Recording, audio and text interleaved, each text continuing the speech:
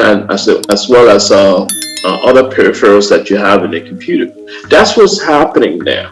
The land itself is the spectrum where all the energy is carried on, and then the spectrum itself is where the motion, the information is in motion. So the land is what holds it together, is the glue. But then the information is in motion within the spectrums, different bands in the spectrums. There are visible ones, that's the one we're seeing right now. I'm talking to you guys.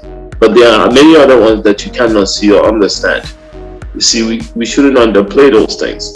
So when you look at what our ancestors have did, it simply says that nothing is new on the planet. It's just how it's being done, how it's being packaged. So because of what they have done at the bloom of human development, we know that we can also do much better by going back to it and bringing them to the currency.